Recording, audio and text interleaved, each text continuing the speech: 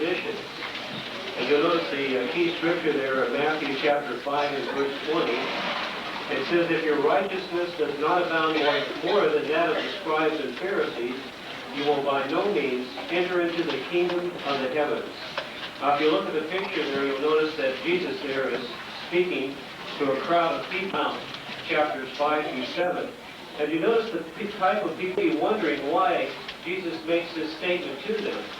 If your righteousness does not abound more than that of the scribes and Pharisees, because they knew that the scribes and Pharisees were righteous people. They gave a tenth of the law. They were charitable people. So how could their righteousness abound more than that of scribes and Pharisees, unless it would be a different form of righteousness?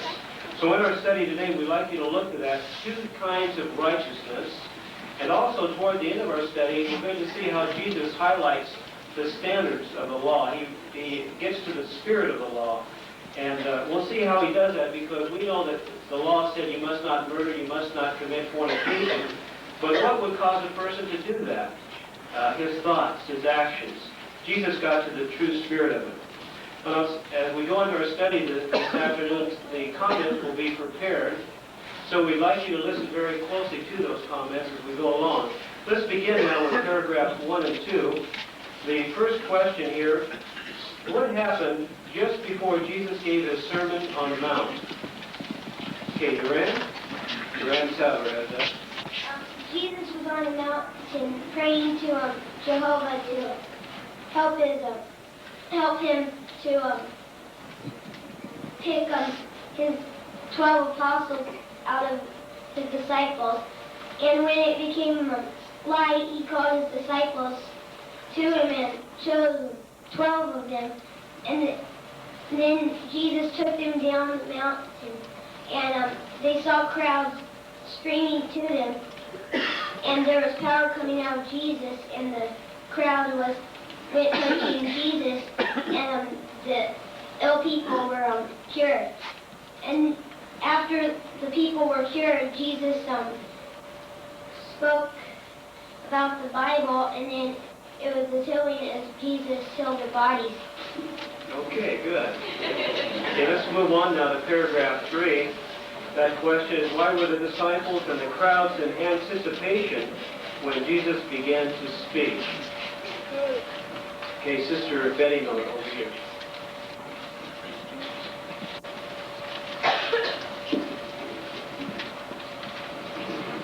Well, in their more formal teaching section, when we talked to the rabbis, they were accustomed to them sitting down and listening to them.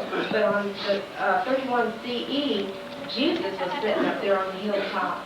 So they realized that something special was afoot, and so they gathered and they were in anticipation of his every word, and they left astonished by what they had heard.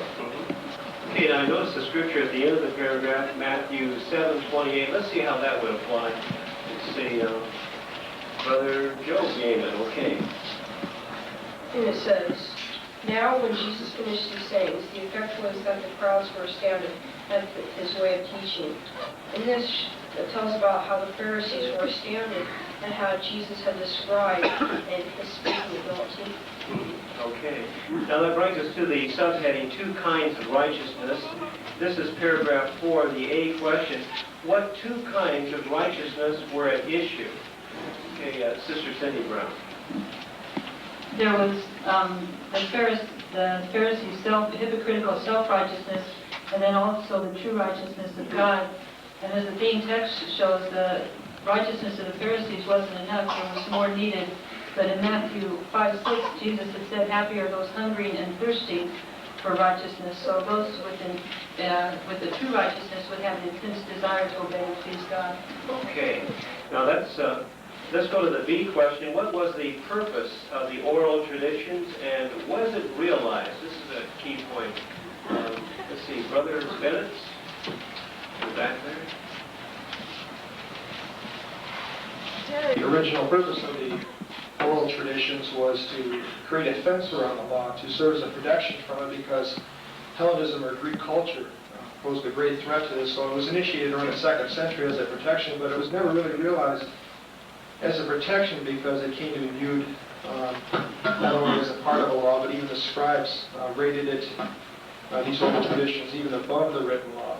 The Mishnah, the scribe says that it was a greater stringency applied to the observance of the words of the scribes than to the observance of the words of the written law.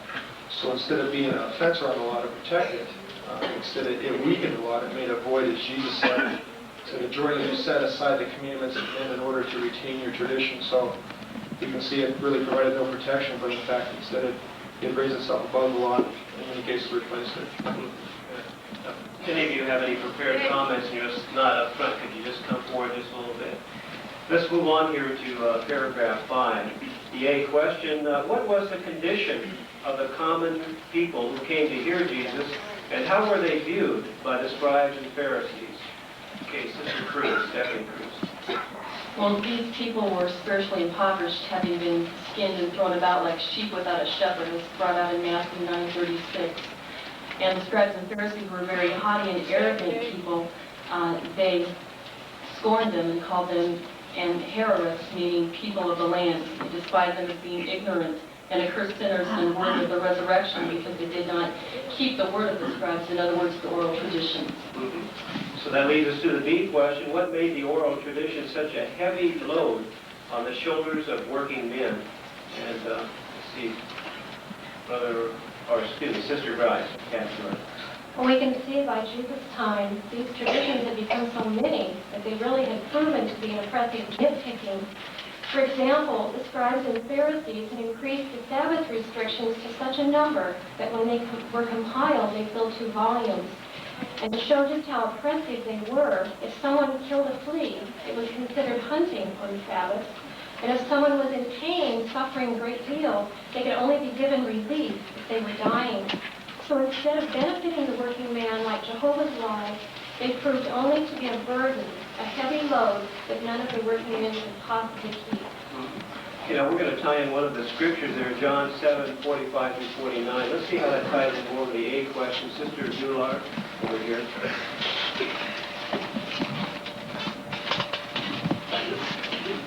This scripture shows the view that the scribes and Pharisees had towards the common people. It shows how they had elevated themselves way above them because they knew the law and they considered the common people ignorant of the law. Verse 49 says, but this crowd that does not know the law are accursed people. So they felt that they were being misled because of their ignorance. Now, in paragraph 6, what was so startling about Jesus' opening pronouncements, and what change did they indicate for his disciples and for the scribes and Pharisees? Okay, Sister Dular again. Well, here Jesus pronounced the poor, the happy, the hungry, and the weeping and the hated as being happy, and he pronounced woes upon the rich, the well-fed, the lacking, and the united. So this was a complete change in the circumstances. Now his followers were the ones that were being exalted. They had been the humble ones, and those who had exalted themselves were being humiliated. Good. Now, on paragraph 7, what effect must Jesus' opening words have had on the spiritually starved crowd?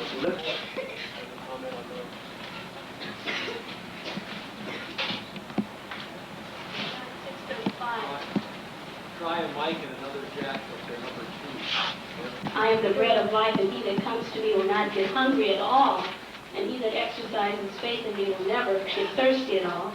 In Revelation 7:16, 17 is similar. It said that they will hunger no more, nor thirst anymore, and even will the sun beat down upon them. So these scriptures were helping us to appreciate that Jesus was going to satisfy the Jews' spiritual need, but in order for them to continue to be satisfied, John helped us to appreciate that they would have to exercise faith. And in Revelation there, in order to avoid Jehovah's disfavor, or that sun beating down upon them, they would have to continue to take in that spiritual food and avoid his disfavor as took place in 70 CE upon those Jews that did not exercise faith in him. Brief comments that I'd like to make here before we conclude. And I'd like to offer themselves willingly on the day of your military force in the sponge men, just like dewdrops. Well, that certainly applies today because indeed to see the willing spirit this weekend, even though conditions were not the best at all times, but people hung in there and got the job done, and we appreciate that. And we appreciate that company of young men and young women, just like the Dewdrops, that were out there working and in here working just as hard as the rest. And it's good to see some of you young folks coming along. The fine spirit you show, truly you are the future. And we look forward to seeing you grow up and continue faithful in Jehovah's service. And we appreciate your hard work on the Kingdom Hall projects. Now, this scripture, of course, we often apply to our field service, and it does apply to our field service, but it also fits here. We know that in your coming here and working hard on this Kingdom Hall project, no doubt you had to make some sacrifices. But really, that's what it's all about, isn't it? Our lives are a life of sacrifice. And so our coming to work on this Kingdom Hall project, or others, is but one aspect of our giving our lives, dedicating our life to Jehovah God. Jesus said, pick up your torture stake and follow me continually. Well, if we got a little cold and wet, maybe that was part of our torture stake for this weekend. So it's not to say, though, that our work here was unpleasant. I think all of us will agree that we had a good time doing it, even if sometimes it was a little bit cold or whatever. And we don't want to indicate either that field service is unimportant. In fact, I'd like to turn to Philippians chapter 1, verse 10. And I think when I think about what's happened and what's taken place this weekend and how much all of you have put yourself out, think about maybe the brothers here who are maybe several hundred miles from home, and the fact that maybe their wives are at home without their company this weekend. Think about those sacrifices, and I think about the young ones here who outside, I'd see them maybe scrubbing the brick, carrying the bricks.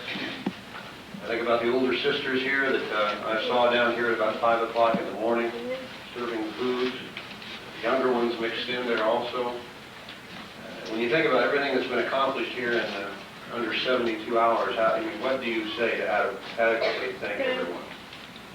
How do you put that in words? I can't do it. I can just say thank you. I really appreciate it. And the brothers and the sisters in the congregation really appreciate that also.